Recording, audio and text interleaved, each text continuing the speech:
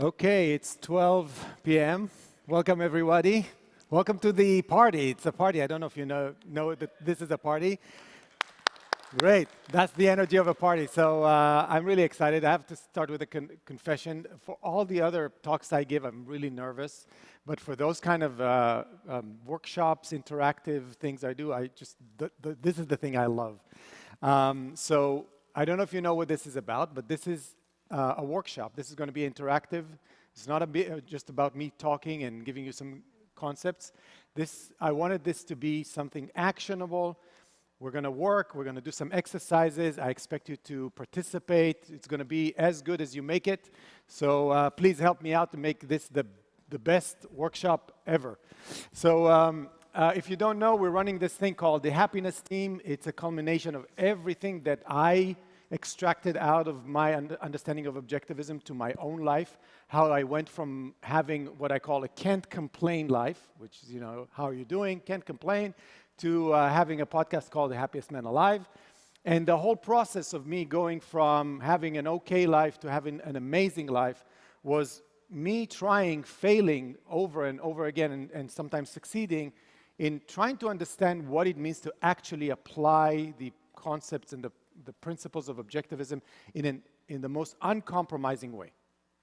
And when I sat down to write the outline for my book, I realized that I'm not ready to write a book. I'm ready to maybe share my ideas with people to get some feedback.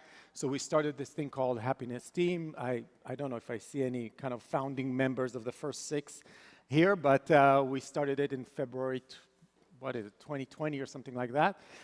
So let me give you a short synopsis of what this is about, and hopefully you'll get the most value out of just doing the work and seeing how those principles translate to something you can take with you and change something in the way you make decisions, priorities in your life to increase your level of happiness. So we all read those books. We all understand the concepts. We got inspired by the heroes. We got inspired by the fiction, the nonfiction.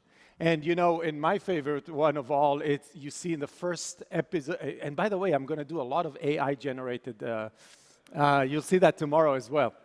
I find it fascinating to see what a computer brings out once you give it the right prompt. So you see Howard Roark standing on a rock. Unfortunately, Ayn Rand never explains how he became Howard Roark. How did he figure out what he loves?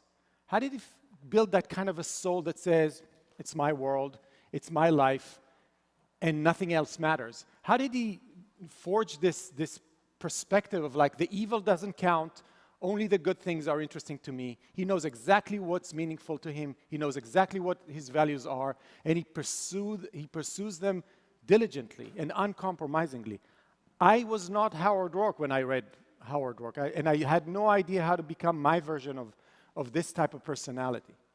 What I did know, that when I was a kid, I got excited about a lot of things.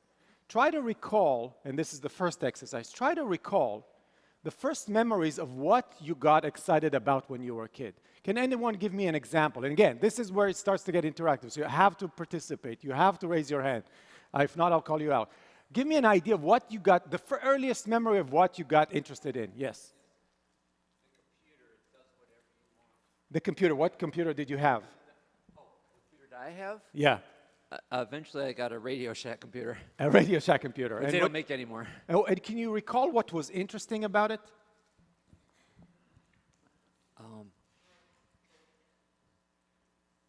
That was my chance to actually have my own computer that could do what I wanted to do. What I wanted. Learn about it, yeah. And Okay. this exciting thing that everybody would seem to be So you using. put stuff in and you tell it what to do and it does exactly what you want it to be. Yeah. To do. Okay.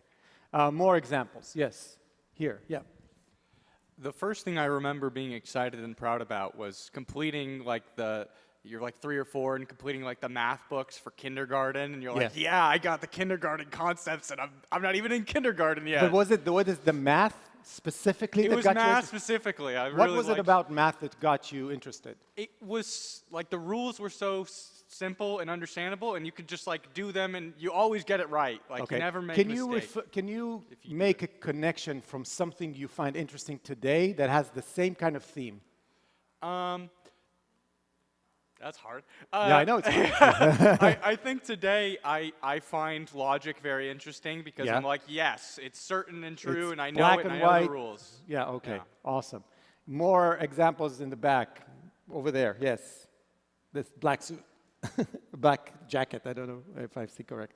Okay. Raise your hand. You raised your hand. Yeah, you. Me? Oh, sorry. Okay, what got you interested as a kid? Skateboarding. Skateboarding. What was it about skateboarding that got you into, Mastering the sort of dangerous elements of performing tricks. So something dangerous, Yeah. you have to, the skills, and did you fall a lot? Did you fall a lot? The techniques and technologies. Yeah, and did you fall? yeah. I mean. Okay, did you get back up?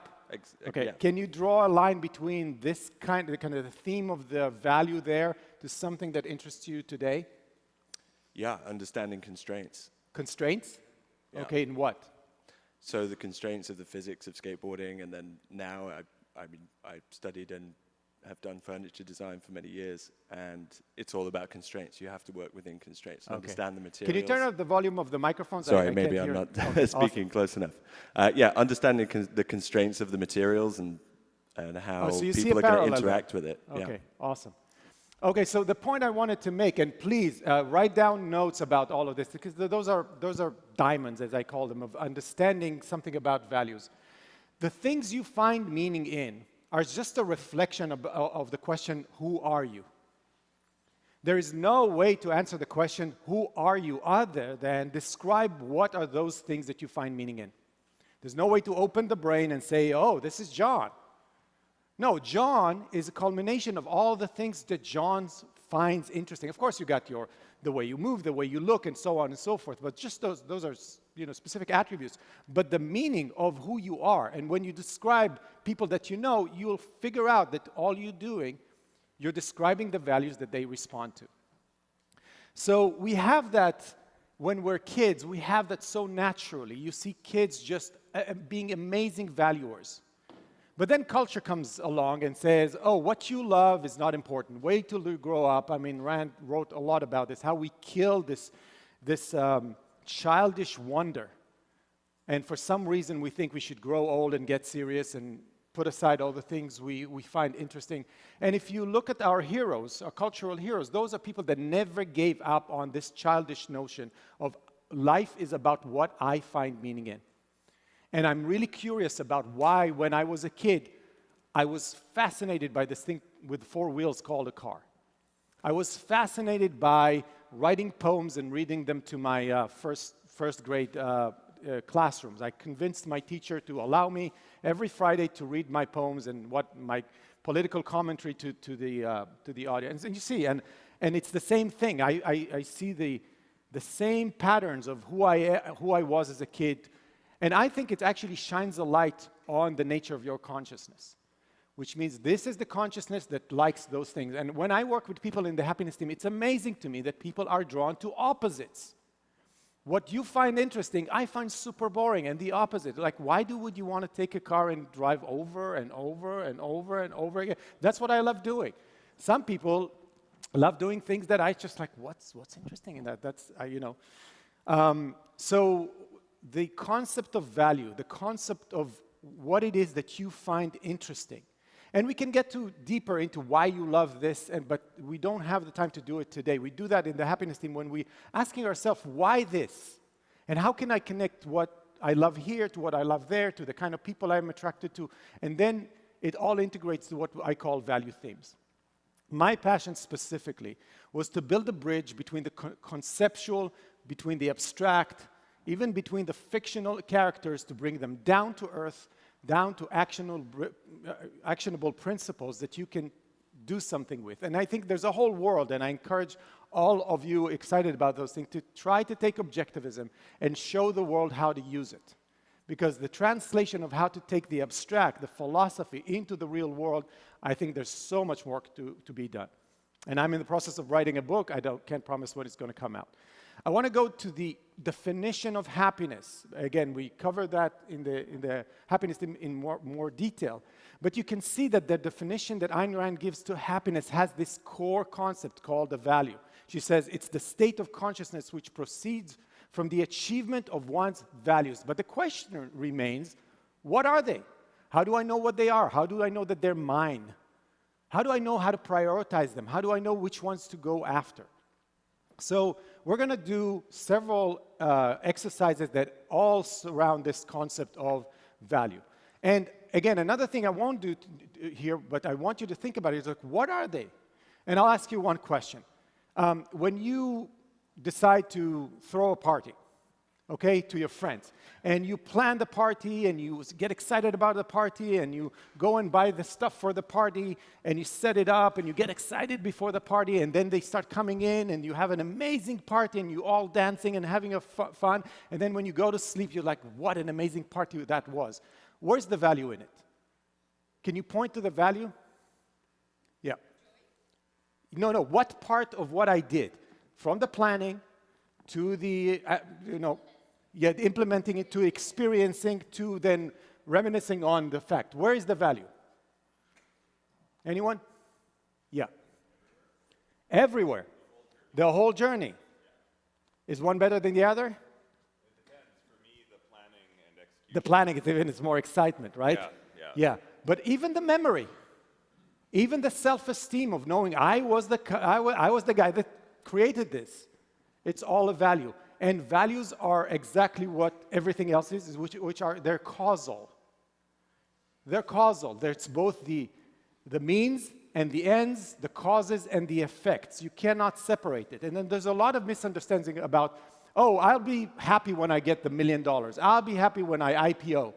That's, again, separating cause and effect, right? And so the whole thing about smell the roses and climb a mountain and all of that, it's all just a misunderstanding. It's like, it's a continuum. It's cause and effect. It's the whole thing from the first idea you had to the reward you get and the self-esteem you get after knowing that you were the person who initiated all of this.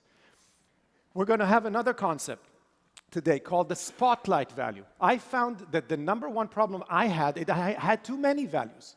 I had a wall filled with values that I mapped out, and I said, I don't have time for all of this. So with the understanding of the fact, the Crow epistemology, the fact that we can hold very little in our heads and we have very little time. Again, what, 4,000 weeks is a lifetime, right? You don't have a lot of time. You have to select, you have to decide which values you're not going to pursue for the sake of giving the time and energy for the values that are high priority for you. And that's a really important aspect. Now let's get curious about you. Now I'm going to turn the attention from the stage to here. Okay, so now we're talking about you. Everyone, everything I say, take it personally. What I want you to do is to start with a mapping exercise. Turn to the first page. You got six circles. And what I want you to do is to take 5 minutes and write all the things that are good in life around those. And those are just categories: people, work and activity, creative activities, hobbies, experiences, knowledge, skills that you have, possessions that you own, places that you like being in. And if something doesn't fit in a category, put it somewhere in between. And draw a line between the value that you can write all over this page to the category. So take about 5 minutes and write everything. Make it filled with values. Go ahead and do it. And you have a question, just raise your hand. Yeah, go ahead. Should we draw them as little planets? Draw what? Draw the values as little planets? No, just words. Okay. Just words. You can circle the words if you want to make it bubbles, but just words. Everything that makes life worth living, past, present, and future, skills, knowledge that you have, activities that you do. And again, it could be future, things you don't have, but you want to have.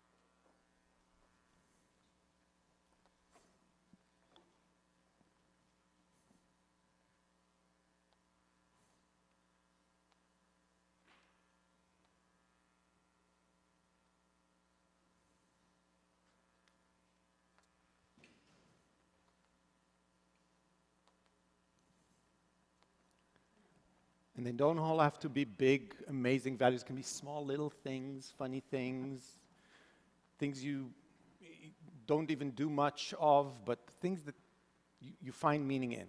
They're good in life.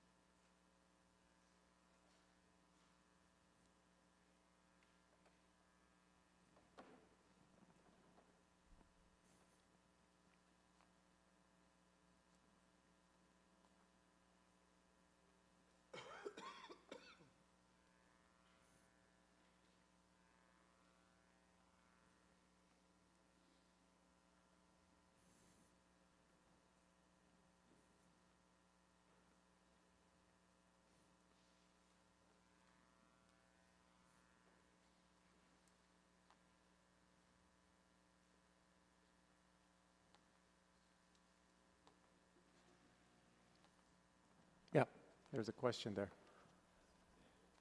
I can't hear you. No. Sorry, I just want to confirm as an example. So say under people on the value galaxy, Yeah. would a good example of that would be the value of connection and visibility with others? Yeah, but Or do you mean something different?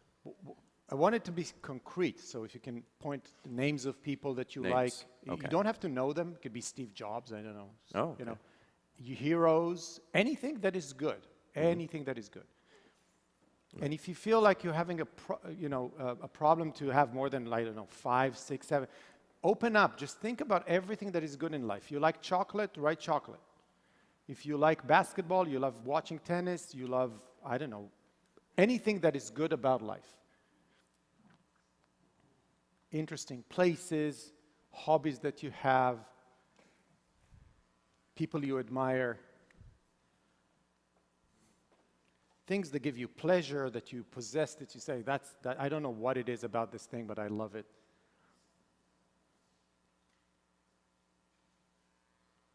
Yep. No. Completely random order. This is full stream of consciousness. We're not prioritizing, we're not... By the way, if something comes up and you're not sure about if it's a value or not, you can put a question mark next to it, but be on the side of having more than rather than less.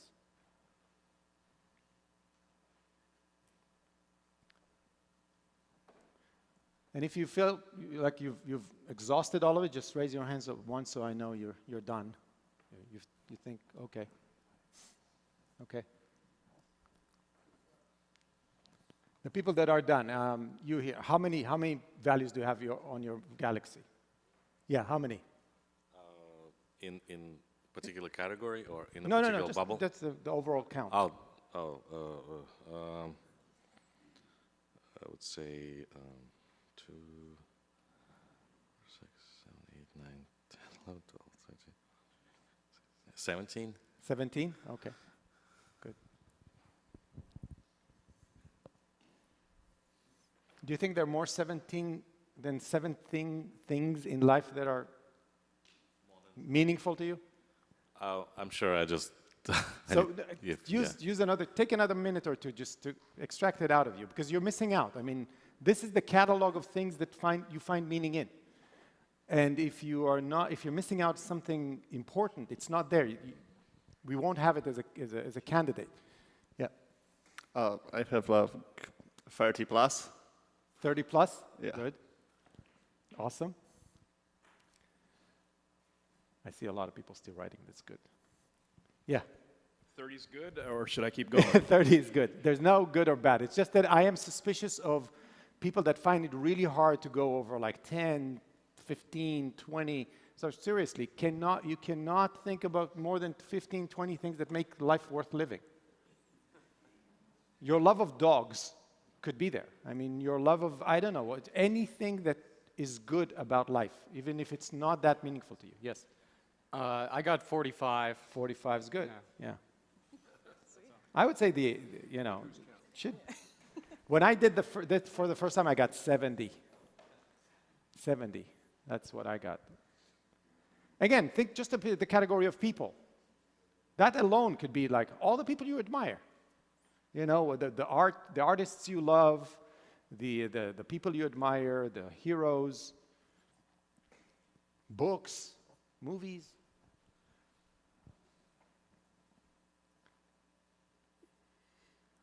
Okay, so we took a little bit more than 5 minutes, but that's fine, okay. So this is what I called my value galaxy, okay?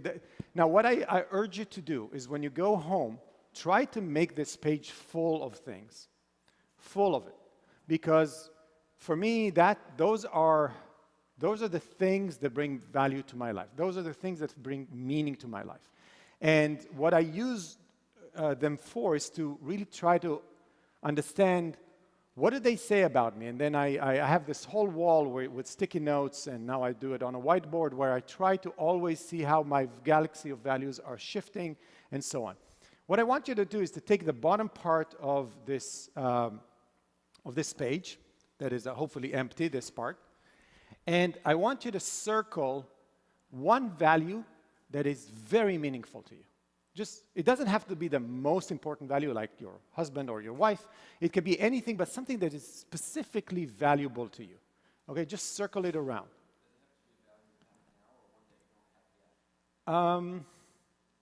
It's a good question, if you have it or you don't have it. It could be both. Could be both. Yeah. Okay. Have you circled it? Now I want to ask you 2 questions, and I want you to answer those 2 questions about that specific value.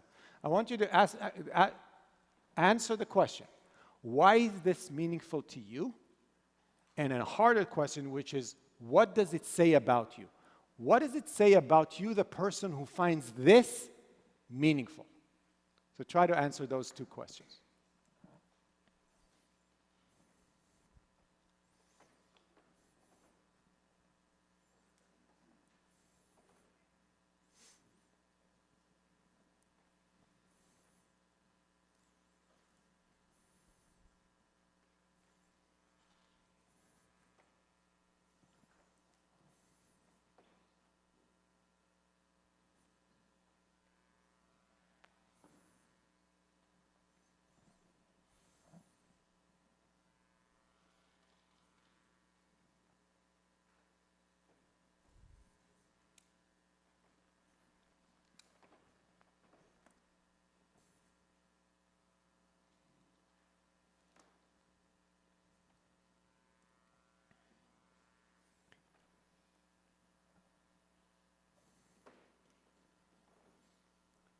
Okay, this is where I need you to open up, be a little vulnerable. I know some of the things are personal, but again, the more you share with us, the better this thing is going to get.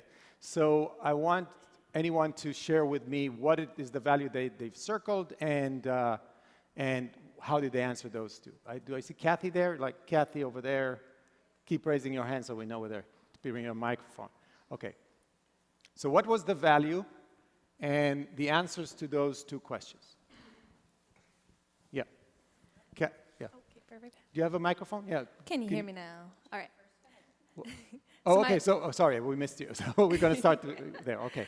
My value is writing because it was the only one that came on the list twice. Okay. But it's meaningful to me because it brings me... Can I just ask you what type of writing? Oh, I write everything. Mainly fiction, but also articles on philosophy, politics, writing. Okay. I write poetry. Okay. Great. Yeah. Okay. Why is it meaningful to you? It's meaningful to me because it brings me passion, joy, challenge, insight, motivation, and most importantly, work. And because... I still don't know why it's meaningful to you. The fact that it makes you joy, that this is clear because it's your value. But why writing specifically is meaningful? Let's say that I'm someone who finds writing really boring. So- and you need to explain to me why you find it meaningful. I will continue. And because I do it well and recognize when I haven't done it well, and I'm able to improve on it. So this is the meaningfulness to me. It's like where I find most growth in my life. Yeah. It's because I am a creative type. So that's like, what does it say about me is, Oh, wait. I still don't know why writing is important. if you don't know why writing is important to me after saying all the like Yeah, I don't know. side values you said that it makes you grow, it makes you joyful. Those are the effects of writing. Exactly. I don't know what the writing, why the doing of writing rather than going on a hike. Well, actually, going on a hike helps to I'm improve sure. my writing because But I can what actually I'm trying think to about understand, it longer. I'm trying to penetrate into the meaning of the process of writing. What's in it that you find important? Well, when I'm writing and I'm starting to plan out an article, say, Yeah. the research is what gives me the most knowledge. So I'm a learner by nature. So getting to research something and then put what I've learned onto the paper. So the is research like, aspect of it is where you find kind of The juice. the meaning, the juice. Definitely. Okay, that's where I'm going. Let's go to Kathy over there. Yeah. Mine's too personal. So running is very important to me. What is? Running. Running. You see, we just said, why not Running. running? Yeah. Like, yeah, Yeah. run forest. Yeah. And why is it meaningful? It reminds me that my body is an amazing machine and can overcome stress and trauma. And I haven't connected it till just now that it actually represents my childhood growing up in foster care. And How does running relate to that? well, I just put it together 5 seconds ago that I think that you can overcome and become stronger, and that challenges don't represent Okay. who you are.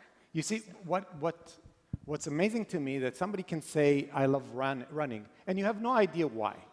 They can find so many different things, and in your case, I guess it's the overcoming and the challenge in it, right? Now, what does it say about you? What do you think it says about you, Kathy, the person who likes running? I like solitary Yeah. activities. Yeah. I need to move in order to think clearly. Okay.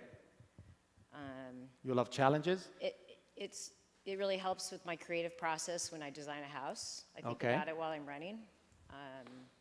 Solves problems. So Good. it's been my best friend for about 60 years. That's the beauty of values. One thing that you love can project so much knowledge about the type of person that you are. And what I think we're not doing enough in our lives is be introspective, take the half an hour a day just to reflect about what are the things that are moving my life, moving my soul, and what do they say about me? What else can I learn about myself? We go through life, a lot of people around us go through life without really knowing themselves and why the things they're attracted to are attracting them. And they never develop the depth of, let's say, a soul of a Howard Rourke that says, of course, I know exactly why I love this. I know exactly why I'm doing this. And this is why other things are less important. Who else wants to share? Yeah, over there. The biggest value for me is freedom. And with freedom, I mean that I can live my life to the fullest. And that comes down to the second, that I'm basically independent and are capable of creating, I'm charging my own life and to create values that I like, what I'm passionate about, and can live from and be totally independent. Yeah. What does it say about you as a person? That I would like, that I really value independency, that I can take care of myself. Yeah. How does that reflect in the work you do, for instance? Do you work alone, or? I work alone, yeah. You work alone? Yeah. Okay. What else? How do you express your love of freedom and independence in what you do? That I'm totally, in every step I take, that's my responsibility. That I have to make it successful and make it work to prosper. Yeah. Now, pay attention to how abstract or concrete values can be. Love running or versus love freedom, which is, what does he mean? Independence, yeah, but how does that manifest itself? I think values can be super abstract and super concrete. They can be wide and narrow and so on. So, great. Yep. But just pay attention that we are all, when Kathy talked about running, we knew exactly what she was talking about. When you talked to, remember your name, I'm blanking out. Leonard. Leonard. Talked about, how can you forget the name like that? Talked about freedom. I was really confused about what does he mean? Well, of course, everybody loves freedom. Everybody loves independence. What does it mean to you? Now, I know specifically what you work in, so I know how you express that. Yeah. Okay, anyone else wants to, yeah, over there. For me, the first thing that came to mind was teaching. Teaching. And that's because I'm helping others while I'm improving myself. And it gives me like a place in this world and self-respect. Yeah. But again, I want to pause. Yeah. Mm-hmm. Pay attention that people tend to talk about what they get out of the value versus why the value. Okay? We all get self-esteem from our values. We get a place in the world in our values. We love to see others respond to our values and so on. Forget that for a second. That's trivial. Why teaching?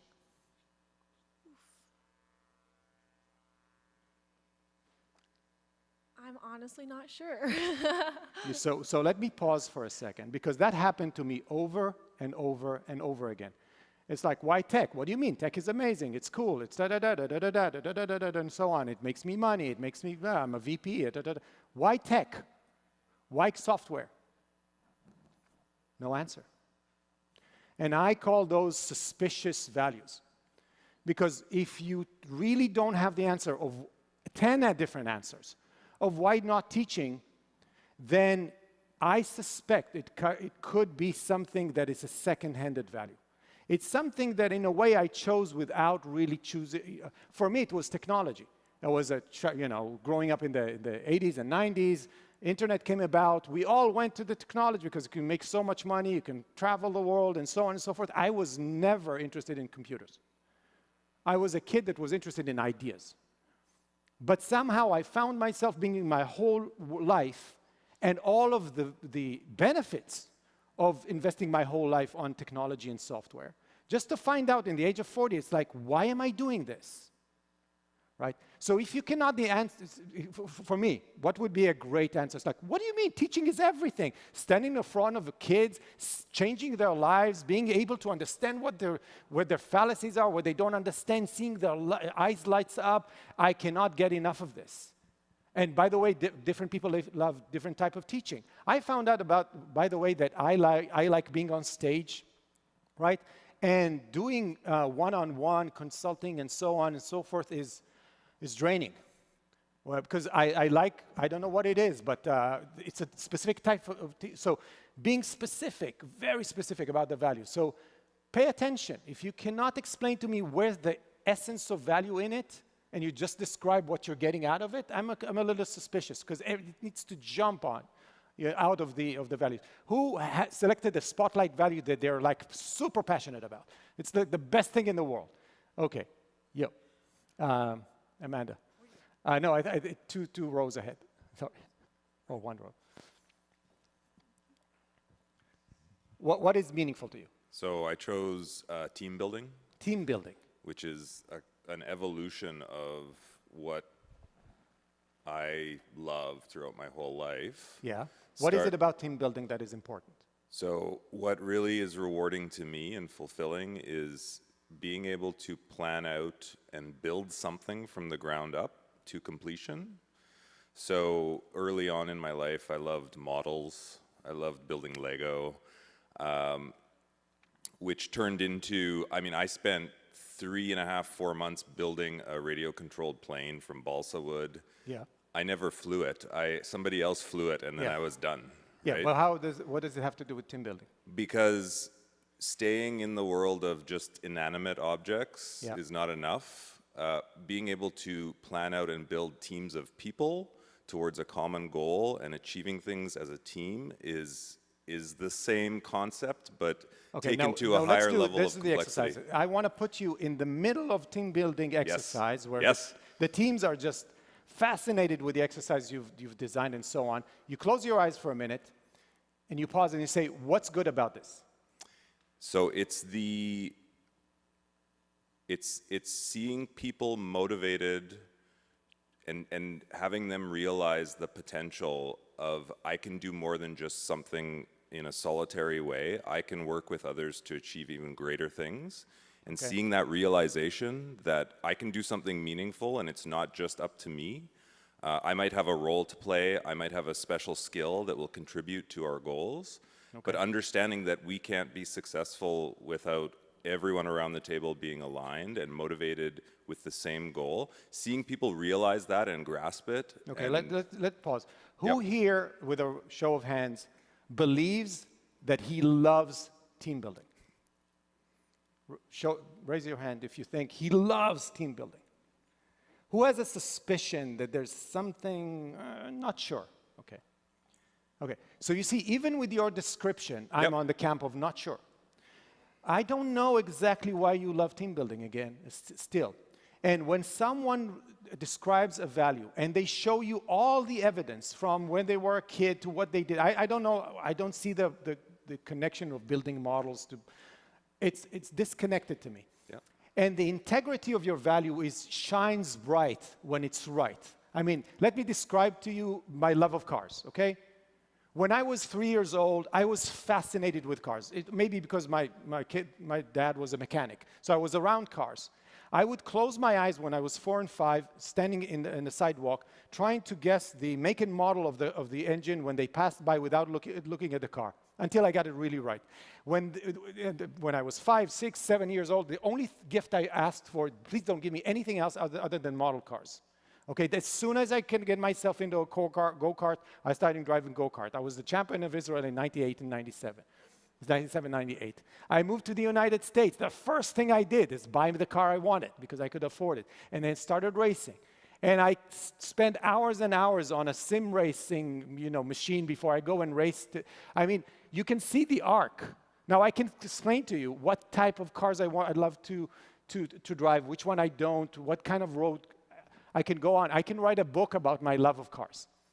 This is an authentic value. Everybody here will raise their hand saying, does Tal love cars? Do we believe that he loves cars and it's a major value? Everybody here will say yes. So think about, did I convince myself that this is it? So you see, it's not trivial. The fact that it's on the page here does not mean that it's a real value to you. It's maybe something that you integrated as a value to you, but you don't spend time doing it. It's not your line of work, and it's a hypothesis.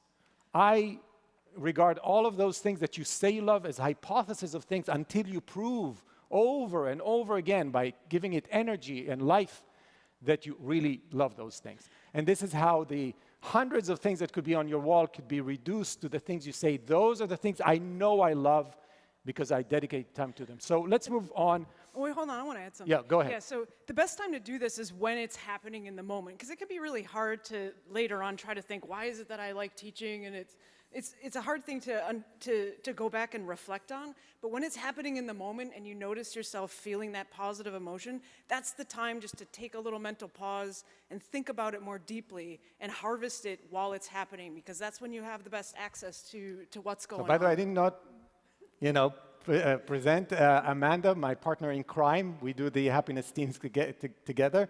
And I think what Amanda just says is so important. This is why we have the one good thing. By the way, there's an app on the App Store called Happiness Team. And what it helps you do is every time you feel like this, you capture it. And by the way, the second version now allows you to take a picture. So you can take a picture of yourself or the thing that you're doing just to remind yourself, this is a good thing in my life. It's an exercise we call One Good Thing. Now it has a full app. Just look for a Happiness Team app. So now, yeah, go ahead. There's a question? What happens if someone has a mental condition like, say, autism, where they have a special interest, where it goes beyond simply valuing something and becomes sort of like a pathological obsession to a degree? Not qualified to answer this question, I'm sorry. But I can tell you that I love obsessions. in the sense that the more I'm obsessed with something, the more value there is in it. I don't know where the demarcation line between meaning and passion and obsession is, but I feel I'm obsessed with some things that are meaningful to me. Yes? When you have like an idea that's constantly on your mind, like you're like, is this like this? And then like you relate it. For me, it's like I have this one idea of the role of my personal insight in doing things. I'm like, is this insight significant? Should I practice this over and over again? And so I like constantly ask myself the question: is this a new insight? Is this a new insight? Is this a new insight? Is that a value? What do you call an insight? Give me an example. So I had this belief in how people can, I guess, get along with one another even though they've made mistakes within the relationship. And I was like, well, the way that you ought to forgive has to come from them forgiving themselves first. So they forgive themselves. So you had and an then you idea. approve of it. Yeah. I call it an idea. Mm. Was it meaningful to you, this idea? Yeah. Okay, now pause. What did you do with it? I wrote a small paper on it. I talked to 3 friends about it. I And? made sure that it sounded reasonable when they pushed me, and I was like, oh, I didn't understand what this really meant. Okay. I was like, oh yeah, I need to get this better, and so I rewrote it down. And then what? What did you do then? I'm still developing it now. So And what do you think it could be? What do you mean, what could it be? Well, are you going to write a book on it? Are you going to do a workshop on it? Are you going to do something to educate I think people? it's going to be a chapter and a part of a longer book that I have on a couple that other is ideas. a broader idea. Yeah, broader idea. You see, the reason why I asked you is ideas have to be here, concrete, real. They need to be actionable. And so if you have an idea, it's still not a value. People sitting in their basement thinking about an amazing life is not a valuable life. You're not a value-oriented person. It's only when the concept of like, this would be very meaningful, and I know why, by the way, because all of my value galaxy points to the kind of person I am, and if I have a new idea for a new value, it completely aligns with my image of myself. Then you say, okay, what's next? And what we're going to do exactly now is to show you that your concepts of things that you think are valuable are not really adding to your life until they are concretized. So let's move on to think about this concept of you have a value galaxy. We won't do it right now. I call it black holes. It's black holes. It's the whole process of cleaning up, sanitizing your value domains and your value galaxy. Because I found that half of my value galaxy, when I just started mapping it, were not mine. I had to get rid of them because they were suspicious. It's like, do I really find meaning in my relationship with that person, or do I feel kind of a sense of duty to be in contact with them? What are they giving me other than some kind of memory when I was young and so on? Honestly, I feel guilty when I talk to them. I'm talking about my grandmother in this case. Just like she's not a value. And so there's a lot of cleaning up to do. We won't do it right now, but the aspect that I do want to stress is that there's a limitation of space, time, and energy. Those are your constraints. So we're going to take the value galaxy and we're going to do something that is hard to do, especially if you have a lot of values and you've developed this, what I call the value or muscle. And if you want to learn how to develop the nose, the ears, the eyes for values, come take the full workshop, because this is where I stress how important it is to be a value-oriented person. And the more value-oriented you are, the more meaningful things kind of rise up in your attention level, and how the bad things just lose significance, to the point where you can really understand how Howard Roark stands in front of two and says, but I don't think of you. That, by the way, that scene specifically showed me how far I am from being a value-oriented person, because I held bad things as super important. I have to deal with all the time. And they took my energy and sucked it, and I was not gaining value. Let's do this exercise. I want you to take your value galaxy. I want you to take only the ones, I want you to circle the ones that are really important, that are worthy of moving to the next step of candidates of things you are actually going to do something about. And I want you to categorize them in 4 categories. And the reason why there are 4 categories, it's because of the time and energy they require. The first thing is the values that have to do with your central purpose, what you want to do for work, things that you find that are creative and are part of what you want to do to express yourself as a person. It doesn't have just to be your work. It could be your creative hobbies, okay? It could be that, like writing. I'm writing a book. I'm a software developer, but I'm also writing a book. Or whatever is creative in your life. Those values usually take the morning, the kind of high energy, concentration time of the day. The second category, I want you to put people there. I want you to put names of people, and there are 4 categories of relationship. Romantic relationship, there's family, there is friendships, and there are professional relationships. People that mentor you and you admire, and they could be, again, people you don't maybe know.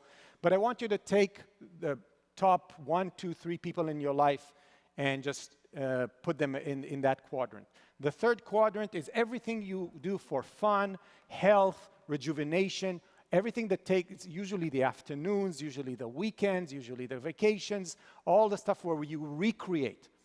It's easy. I mean, I do it without, playing my sim, where at any given point in time I can do it, right? It's not like it doesn't require so much energy like writing a book. And so everything fun, everything hobbies, everything rejuvenation, put in that category. And then the fourth one, and a lot of people ask me, why is it even there? Is what makes you money? And I don't care if you like your job, I don't care if you love your job, I don't care if, I want you to put it in the order of what makes you the most money, the second thing is what makes you less money, and so on and so forth. Okay? So just put the values, because one of the things people don't appreciate is first, that the career and money could be separated, and that you need to love the things that actually pay the bills. Some people say, I hate my job. Well, wait a second. Are you making a good salary? Great. Do you love the fact that you're making a salary to pay your bills? Yes. So there's a value there, right? That's part of seeing the value. Do you hate your job? Yes. So let's now separate it out. Tell me what is the positive, what do you want to do, and let's make a plan to transition, rather than be in this frustrated state of like, it pays the bill, but I don't like it, and be stuck there for a decade. So things that make you money, because the things that make you money enable the other three categories of things, right? It enables you to pursue your values. So it's the only quadrant that is a means to an end, not an end in itself. So go ahead, put like 1, 2, or 3 values in each one of those categories.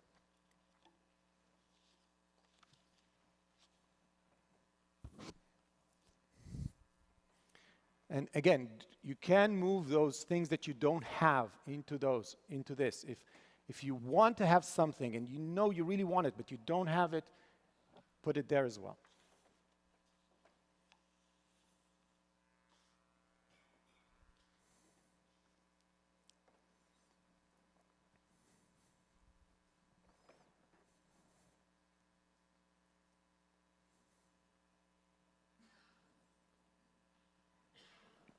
There's a question there, Alex. Yeah. Give me an example. What does it mean to lose the value? Like a lost friend or a family member. For good? They died, or? Sure, yeah. Yeah, that I wouldn't say that could be a value. You have to mourn the loss of a value, but it ceases to exist. You cannot continuously further develop the value, so yeah. Yeah, there's a question here. Amanda, here, right in the second row. If you're currently not at the stage of making money, if you're doing studies, can you put the things you're doing to gain You're money? making zero money? Right now, yeah. Okay, great. Okay. Empty value domain. Just put nothing in there? Got it. Okay, yeah. Well, it says something. It says something, but yeah. Okay, everybody feeling comfortable? Okay, another thing I want you to make sure that it's organized by hierarchy. If you need to change the hierarchy, make sure that the first value in each domain is the most important thing, like the most important career activity, the most important relationship you have right now. By the way, let me correct it. It's not the most important relationship you have right now. It's the relationship that needs the most attention right now. Okay? It's important and needs the most attention. Again, make sure that it's in a hierarchy. Okay, now we're going to do another quick 10-second exercise. I'm going to be a magician now, okay? And I'm going to be the genie that gives you your wish. And I'm going to give you 4 options. You have to choose one of 4 options, which is which category of values, one of the 4 quadrants, would you change right now? Your options are improve my career, get a better job, something more satisfying, something better in my career and my creative pursuits. The second option is I need more money. I just need more money.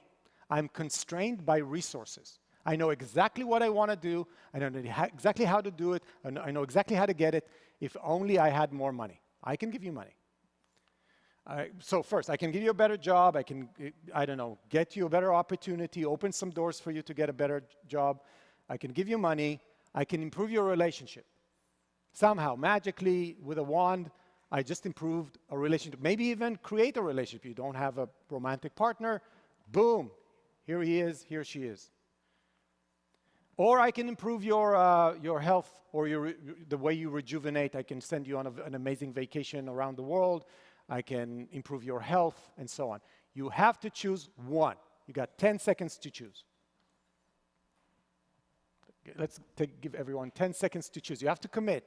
Only one thing, only one wish. Okay. Who chose career? Raise your hand. Okay. Who chose relationship? Good. Who chose health and rejuvenation? Usually a little bit less. Great. And who chose wealth? Okay, all the people that chose wealth, raise your hand. Don't bring them out. Let me choose a victim here. Okay, Abtin, explain to me why you got everything figured out and the only thing that will improve your life is another $1 million in the bank. So the thing that I really want to do requires intense focus, and it's the kind of thing that I spend all my focus on at my work because I have a very demanding job, and my entire wealth comes from my job's income. So I need to find a way to replace that. If I find a way to replace that, I can go full throttle into the thing I really want to do for my career. You know exactly what you want to do with the money I give you? Yes. Okay, so you need an investment? Yes. Okay, just to get off the paycheck cycle and just do exactly what you want? Yes. Okay. Who else chose money? Somebody from the back that we didn't get. Nigel, over there.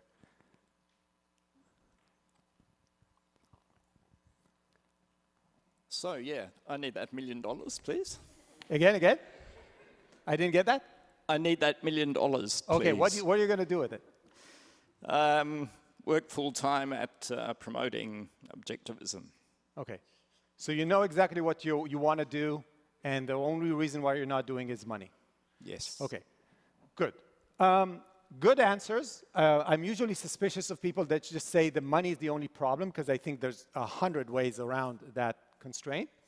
But regardless, I want to ask someone who chose career to kind of volunteer to share it with us. Someone who chose career, what do you want? Yeah, person over there. Tell us what is your the value that you need help with specifically? The value I need help with is, well, if you could just magically grant me a career option, it would be in animation, I suppose. Animation. Animation, yes. What are you doing today? Yes, currently I'm finishing a 3-year apprenticeship at building cleaning. In? Building cleaning buildings. From the outside? No, everything that is to be known about cleaning a building. Where do you study that? In Switzerland. Okay, there's a whole school for cleaning buildings? I suppose. And that's not what you want to do. You want to animate. I mean, not in the long term. I mean, it could be feasible that I could pursue a career in cleaning, but it's just like there are very many difficulties involved in there, and No, that's not what I asked you. I asked you. Excuse me. One specific thing. If I was to grant you a career in animation, you're going to drop everything you're doing, I don't care what it is, and you're going to dedicate your life to animation. Yes. Good.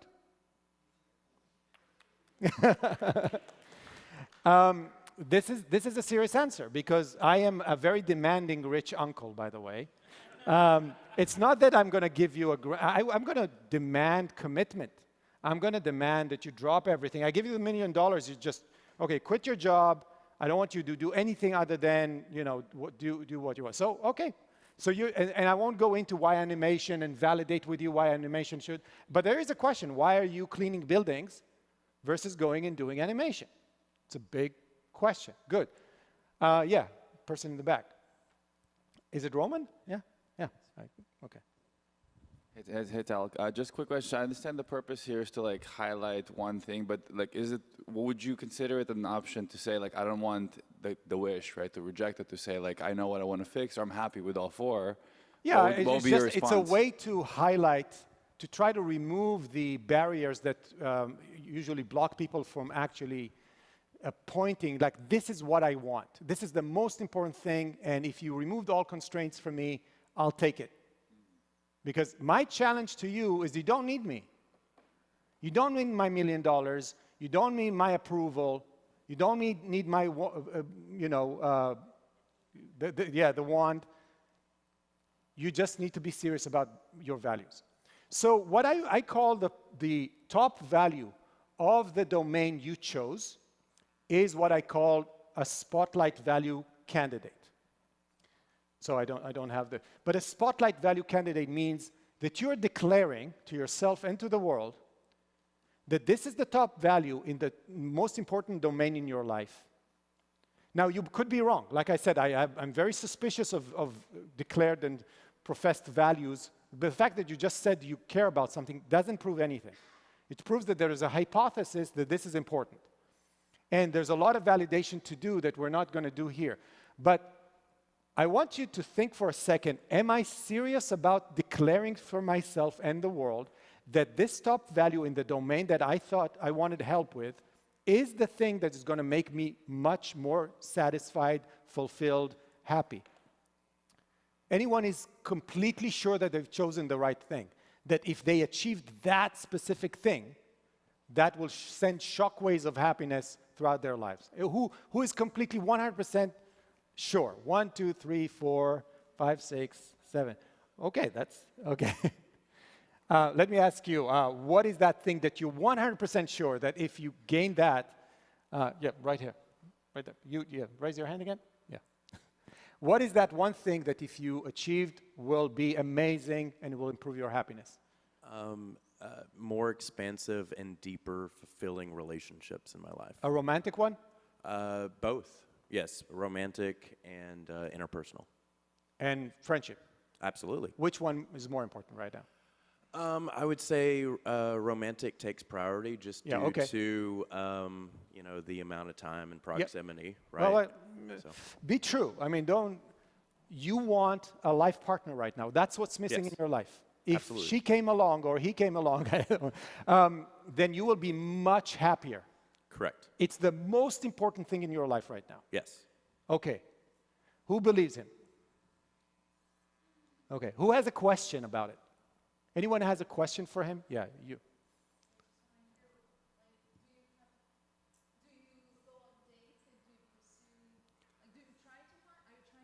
Girlfriend? 3 times a week. 3 times what? a week. What did he say? Yeah. 3 times. What do you think is the problem? It's actually kind of exhausting, to be honest. What do you think is the problem? Like, you don't like something about them? Like, why doesn't it go further? My journey over the last year with dating has been a lot of research, right? Like getting to know people, getting to know what I like, what I appreciate. what I'm looking for in a partner in a relationship, what's sustainable and healthy. Like it takes work to be able to figure all this out and to balance both kind of the logic and the emotions associated with that. Okay. What is your name? Landon. Landon? Landon? Landon. L-A-N-D-O-N. Okay. Have you spent time fantasizing about the relationship? Have you written down what a perfect day with her would be? I have, yes, actually. You have, okay. Yeah. So you have a good sense of what you want. I can get the dating app. Okay, so I want to take you. let's. This is where the party begins, okay? Yeah. I want all of the, I don't know how many people are here, over 100 people here in the room. Let's help, again, do I get it right? Landon. Yes. Find a girlfriend. Okay, so you tell us, what have you tried and didn't work so far? So I've used a lot of dating apps, of course, but then also have recently started going to local groups that do kind of in-person meetups, which has been really neat and eye-opening. And it's kind of funny because it also ties into, I love entrepreneurship. So I'm getting to actively see like the problems with dating apps and have that experience while at the same time going to these social events where I'm meeting friends and meeting new people. And say, how can we make this better? Yeah. So it's funny. So you're in the process of trying to make dating apps better or finding a girlfriend? I don't know. Both, yeah. Okay. Like, anyone has an idea or experience that they have that can help Landon land a girlfriend? Yes, let's start here. Yeah. I tried systemizing it, kind of like a sales funnel. A sales funnel, okay. What does that mean? What did you do? Yeah. So in a sales funnel, you start out with a lot of prospects, and eventually you. And what is the criteria of someone moving from one stage to another? Well, I mean, that's up to his values, I guess. Yeah. I mean, he would basically, this is kind of what I'm looking for, what I want, And I mean, he also, I guess in dating, when you meet people, sometimes there's things you don't realize you do value about someone, and eventually, as you interact with them, something you thought you valued, maybe it doesn't even kind of tick the box for you. It doesn't even matter. Yeah. And then sometimes you end up with a person that you never imagined you would be with. Okay. I want more ideas of people. Yeah. Alan, you're an expert. let's hear from the expert. I'm in trouble now. Let's hear from the expert. Okay. So what's your idea for Landon? Well, you could read our book, The Selfish Path to Romance. However, highly recommend I it, think you are brilliant. I think by mentioning it here, you are making it known that you are not married and that you're looking for somebody. And I think that's genius. I think you could put it on the board in attendee services. Landon is looking for a loving partner. Give out your number, not in the bathroom. We'll set up a Ocon singles group for 2020. One more recommendation here. There is still here in the. Let's take a young person. Yes. Yeah. Speaking from experience, or I'm gonna go back. To make the process a bit quicker, do you have any? I would recommend. Do you have like any non-negotiables? These like 1 or 2 principles that you use, and you ask the person during their first or second meetup. And if they don't fulfill that criteria or threshold, you just kind of stop associating with them. You have any non-negotiables? That's a long list. So I suppose, yeah, I do. And certainly that's the pro of, I guess, dating apps is that you can filter out pretty easily. But I often find that tends to, at least for me, get in the way of actually meeting interesting people and finding fulfilling connection, because there's so much, I guess, how do I say this? Judgment too quickly in terms of meeting new people, right? You need more information. You can't just look at the cover. Yeah, but why not, let's say, if she says she's deeply Christian, why not? Do you use that as like a non-negotiable or something like that? I do look to see if they're like, oh, I go to church on a regular basis. Yeah. That's something that's it's So there probably are not going to work out. non-negotiables, yeah. Versus if they just list, oh, I'm a Christian. Well, that could mean different things. A lot of people don't take their religion very seriously. So and I want to, just the thing I want to take from that is that when someone is clear and has proven to you that what they want is real and genuine, then immediately you feel a connection because we're valuers. And you'll see, and I think what Alan said is really true, when you communicate a value or a need that is genuine, people want to help you. When this whole like the universe helps the people already and all of those things, it's really just us responding to others, people's genuine values. Think about kids, how we light up with them when they find a new value and so on.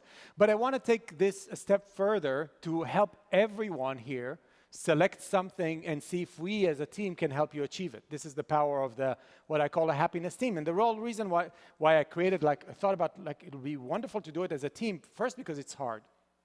There are some life decisions you have to make in order to be really committed to the things you say are important to you. I mean, leaving a job, leaving a relationship, making big life changes is never easy. I know that I went through major life changes, and I would love to have an accountability team that says, hey, we know it's hard, but remember, you said you wanted, and remember all the 100 reasons why you're doing it, and they're there for you. And this is why we were creating cohorts of happiness teams that are helping each one of its members to achieve and stay committed to what they said. Because I think imagining your values is hard, committing is hard, achieving it is hard, but all are necessary. Okay, let's move to the next step. And I know some of you are stuck in the process of, I'm not sure that what I've chosen is exactly what I want, but let's move on with it anyway, because I want you to see what is the process by which we get real and concrete and committed. And this mind and body, the thought and action that goes into actually dreaming up values and bringing them into fruition so we can get the happiness out of it. So the last page is about describing what your spotlight value is and seeing if you're able to commit to it. So on the left-hand side, I want you to write what it is that you want. A very short sentence is like, this is what I want. And you can write a little bit about, what is it like? I want the kind of girlfriend who is And then on the other side, I want you to write, what will my life look like when I get it? How will I know I'm getting it? So in a way, we want to know how we from the outside will know that you actually get it. Because a lot of people find ways to yeah, I think I kind of got it. But the amazing thing about other people, that they're objective. They don't live in your head. They don't see all the mess that there's there, the confusion. We just want to know if you're serious about getting what it is that you want. So it needs to be concrete, needs to be visible. And so we're asking the question, how will we know, as your accountability team, that you actually got it? What will be the manifestation of that value when you say, I got it? Okay? So you have to think about concretely. And then the last time question, to dream a go little ahead. bit too, to say, this is what my life is going to look like when I get it. It's motivating. Of course. This is what I want. I'm saying that this is all to concretize. This is all to motivate you and bring down to earth the things that, and get serious about it.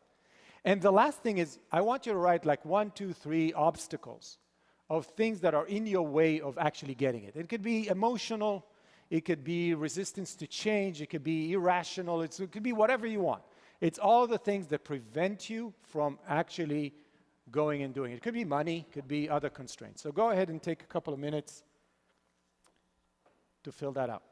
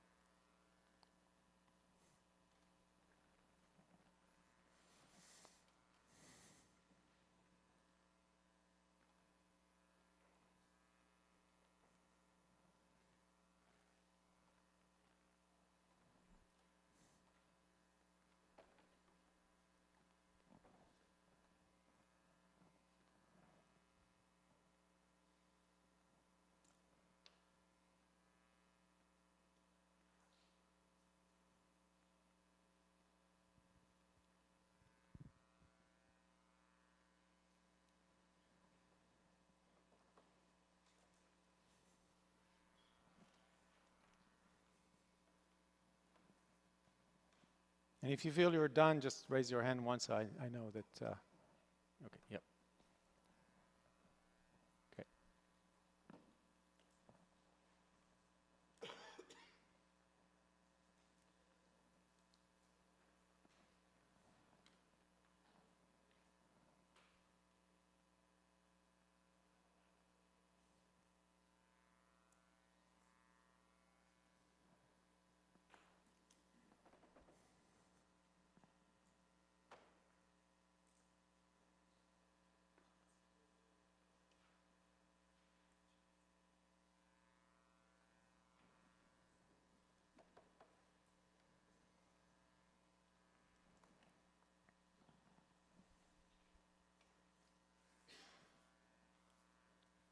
Who needs more time? Just a little bit more time? Okay. Okay, so if most of you are finished, I want a volunteer that meets all of those criteria. First, they're very clear what their spotlight value is. It's very concrete, right? You know to describe how better your life would be if you get it, so we can all understand what it looks like when you get it.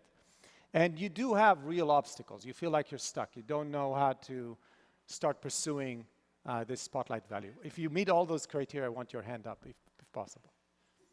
1, 2, okay, 3, 4, 5, okay, out there, okay, back.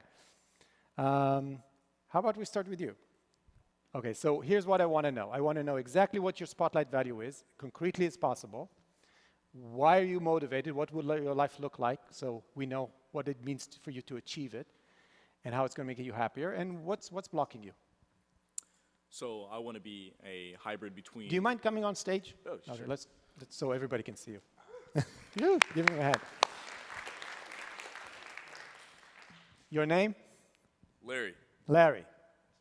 I should know that. Okay, so let's hear the spotlight value of Larry. So the spotlight value is that I want to be a hybrid between an attorney and a public intellectual. The public intellectual would kind of do more so with like civil rights history and whatnot, American history overall. What life would look like for me is that personally I have a lot of interest in history, and I also have a lot of interest in content creation. The idea of having ideas is so fascinating to me, and I love the idea of presenting knowledge in new ways, speaking, debating, so making content. give us a concrete scene, scenario where you have actually achieved this value. What will your life, speak close to the microphone, what will your life look like when you get it? So I would be working at some firm, preferably Pacific Legal Foundation. And then I would also be making content online, whether on YouTube or various platforms such as Substack, writing about law or writing about American history, making video content. So that's what it would look like, and getting paid to do that. Anyone has questions for Larry about what he wants or how would it look like when he gets it, or it's pretty clear? Any questions? Yeah, go ahead. Early money? Earning money.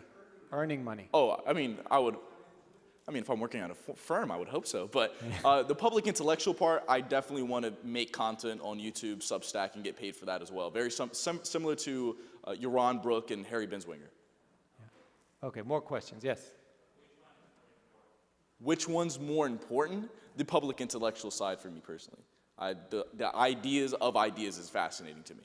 So if I offered you a role as a lawyer in PLF or 10,000 paying subscribers on Substack, you will take the latter? I'll take the latter. Okay, good.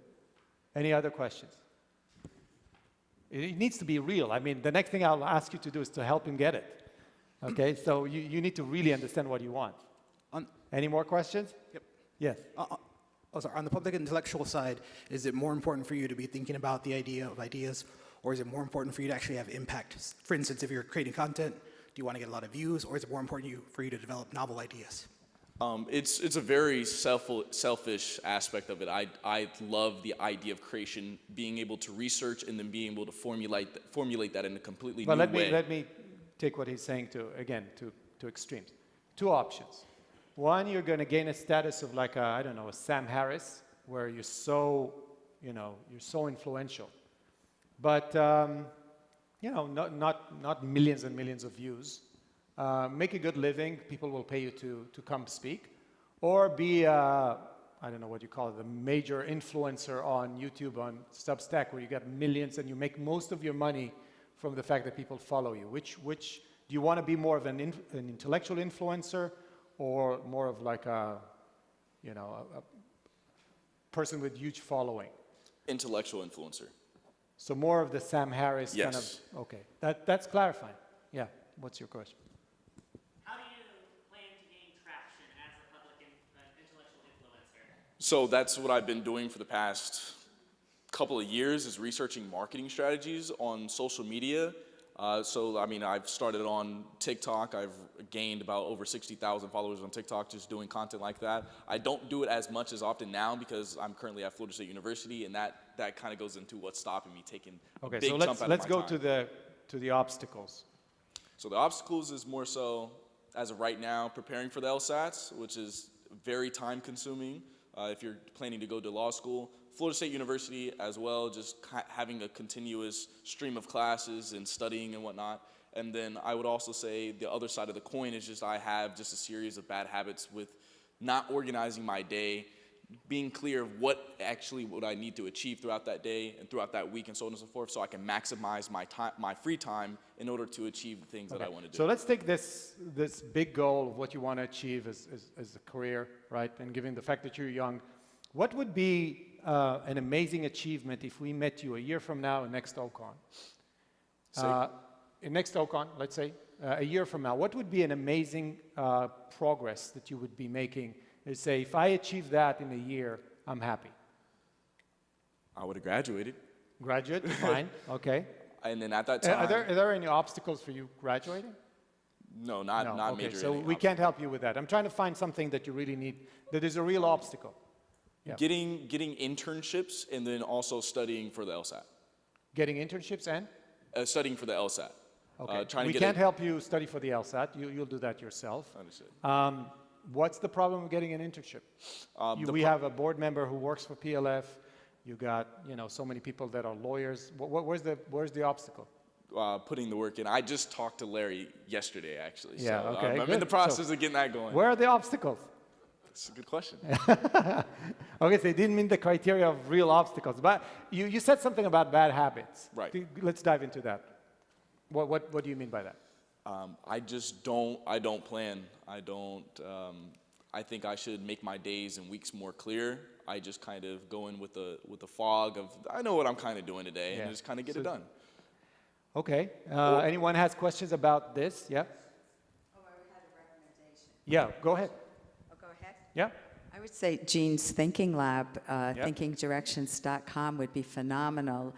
Do What Matters Most, her first course would be fabulous. Structure, getting things Getting done. structure, just-in-time planning, incredible. Yeah. Any other recommendations on how to get more discipline in your organize your day, getting focused on what needs to be done for you to progress? Yep. Do you have an accountability partner or an accountability group who you have to look in the face and say, here's what I did today, here's what I didn't do today, here's what I planned?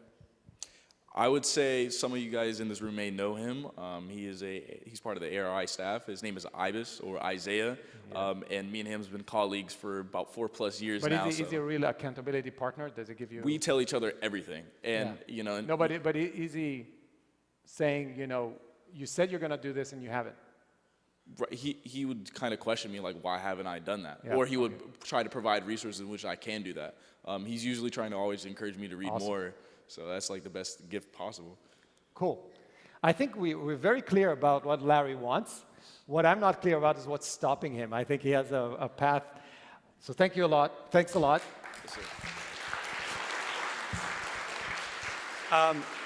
What we're going to do is we are going to open a WhatsApp group where hopefully each and every one of you will share what it is that they want to achieve. I know it takes a lot of vulnerability and opening up and so on, but here's what you're going to get in return. If you share with us the answers to the questions like, what do you want? What does it look like when you get it? Why do you want it so much?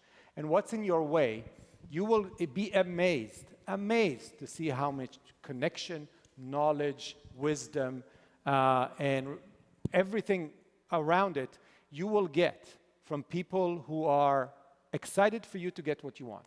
And that's the power of the happiness team. So Amanda's going to open a WhatsApp group. I think you can scan this barcode. If you please take out your phone, scan this barcode, and join our WhatsApp group. And what I want you to do, if you're serious about achieving values, is to take time to answer those questions well, to the point where you're serious. I'm like, I know what I want. I know what I want to achieve. I want to write the book. I want to change where I live. There's so many things that, and you choose one thing. And by the way, try to choose something that might not be the most important thing in your life, but something where we can help you achieve it. So the criteria should be something where you can get a lot of help, where new connections, ideas, resources will help you achieve it. Okay, and the more you open up, we will feel more committed to be your accountability partner to achieve that. Okay?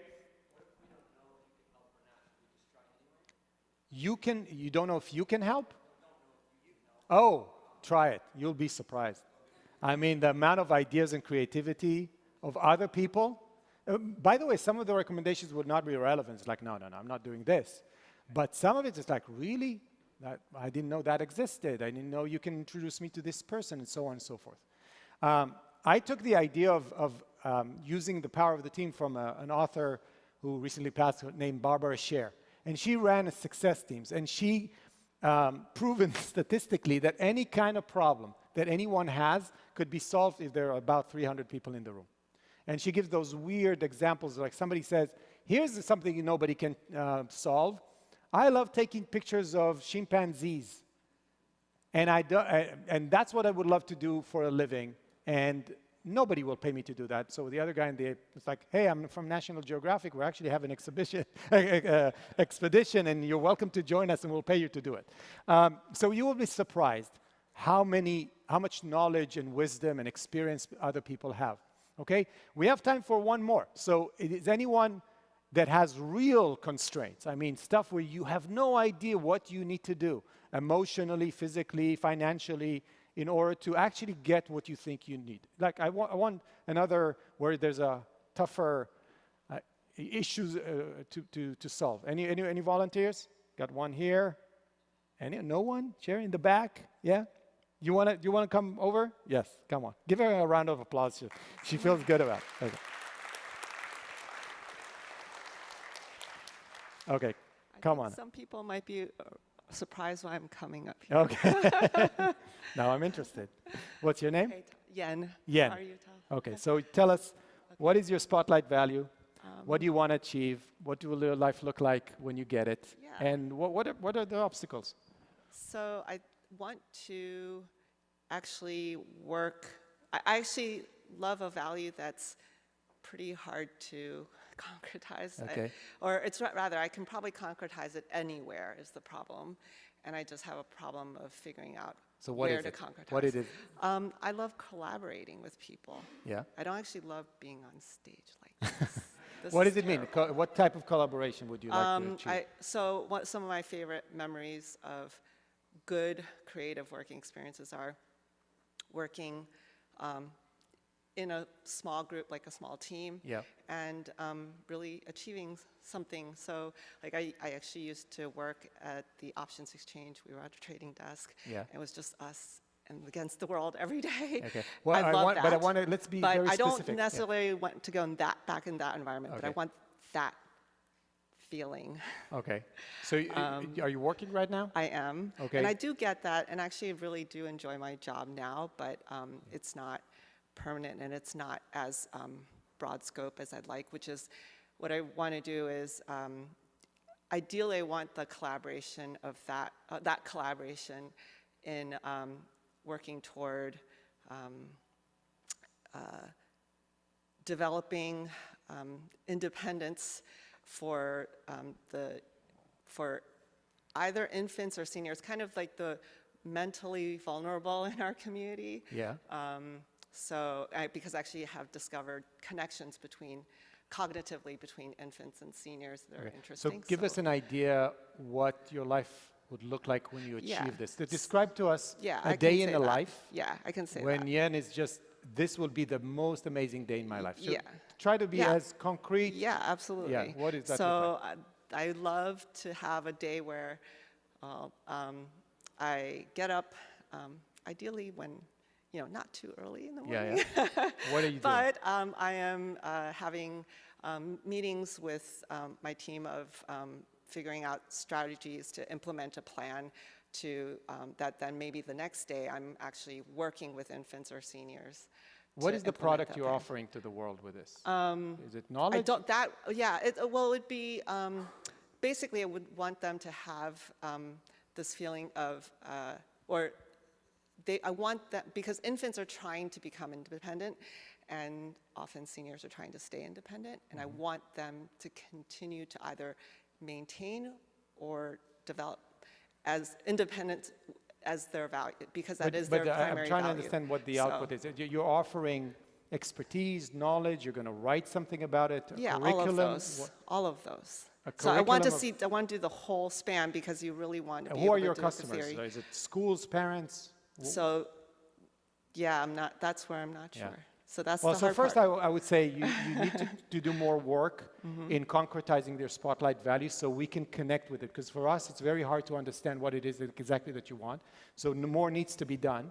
Okay, but and I that just concretized it for you. So. Yeah, not for me. I don't Okay. really know what you want to do yet. Okay. You need to be more and more specific so we can see it. We can see what product you want to build, what day you want to have, who do you want to work But with. I think that's the issue. So that's why it's this hard, because it doesn't matter to me what that product is. I don't know, like, I kind of think, If it well, that doesn't matter what it product- is that you, my hypothesis, you're not going to get it because you need to, again, bring that kind of feeling, collaboration that you want to have to the real world. Yeah. In the end of the day, you have to work on a project Sure. that will create, develop into a product that will Right. make some money. You will attract the right kind of people. But let's leave that because that requires more work. What prevents you from doing that other than the lack of clarity of exact? What's in your way of achieving? Well, in order to get that clarity that you think I need to get, Yeah. I need more time. Like do I what? have a lot of other priorities. I have a family. I have,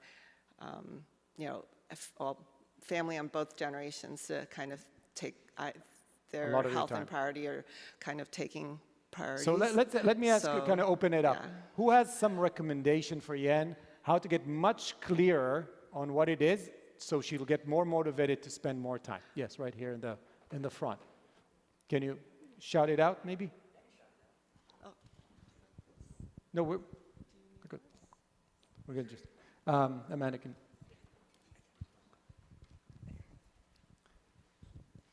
Is there any particular domain or area of interest that you would like to collaborate in? And maybe you've dismissed it because, I could never, like say, for example, you'd like to collaborate on making a movie. And you thought, but that's not, if I dismiss that, say, I'm not good at movies or something. But I'm just thinking, like, have you thought about it, some kind of specific, I call it domain or area of interest that, yeah.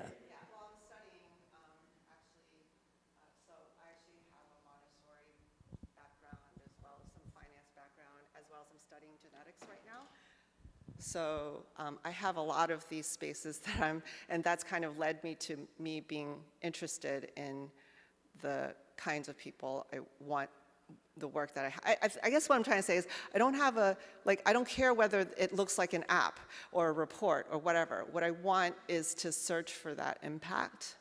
Yeah. So It doesn't matter to me if it's an app. advice. So let's say that. If I was to ask the team here for some help, and there's someone else here who wants to help you, is help me get clear on what I really want. Because there's no way for us to help you, and I think no way for you to help yourself unless you really reduce it to something specific and concrete. I think I don't know what that specific is. Yeah, but that's what part of the problem is, because if your value is abstract, let's say, if I'll take the example of I love independence, I love freedom. Give me freedom. I don't know what to do. I don't know how to help you, because building an app is very different than building curriculum. then it's very different than finding a company in a domain of Montessori education that solves that problem. The way I can help you is only if you tell me exactly what it is that you want. You see, so right. I think... If I did that, I would do it, because of that part I well, know. Like, well, yeah. we know that we can get stuck in many different... First, knowing what we want, and then what does it require. And some people, by the way, it's not true, because some people know exactly what they want. I'm sure that there are people here that will stand on this stage and I know exactly what I want. I can tell you exactly what a day in a life looks like. I just don't have the guts to do it. Okay, and then they need some kind of other help. So my recommendation is, if you join the team, what the kind of help you can ask for is like, help me concretize this kind of experience that I want to have, which is pretty abstract, into what can manifest that. And we can give you ideas. You can do this, you can build an app, you can do it. And once you get that, you will see that it'll take you a step forward to like, am I ready to leave my job and try out something like this? Then the opportunities will become real. And so I'll give you one example. So I actually know of a organization that actually started in like a Montessori and senior care center. And I've been wanting to take a road trip down there, and I can do that, but I'm not ready to leave my job. Yeah, and the reason, my hypothesis is the reason why you don't have the, or you're not even considering, it's because it's not real enough. For me, when the part where I felt ready to jump off a cliff and quit a VP position is because I said, okay, I want to create my own product. I want to do it with someone I trust and love. And then my brother-in-law said, let's build a company together. I'm moving from Israel to Chicago. I think I got enough funding for us to start. If it was not that concrete, there'd be nothing pushing me off the cliff, right? And so this vague notion of like, I do want to become this, I don't know how to do it, will never give you the motivation to take the step forward.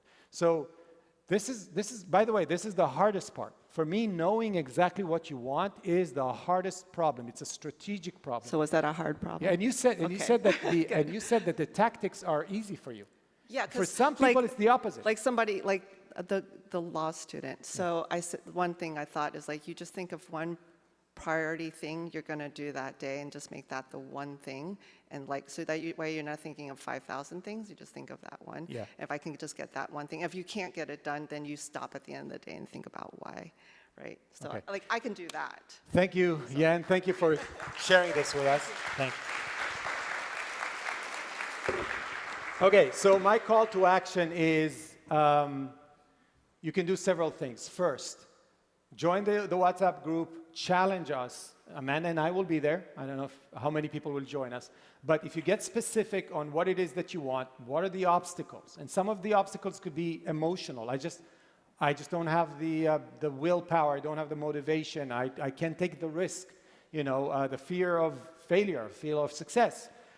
We can help with that as well. So join us into that, into this group. If you want to take the full course, we go through a whole process of analyzing, discovering, validating your values, choosing the spotlight value, validating the spotlight value, and then creating a team around you that helps you get it.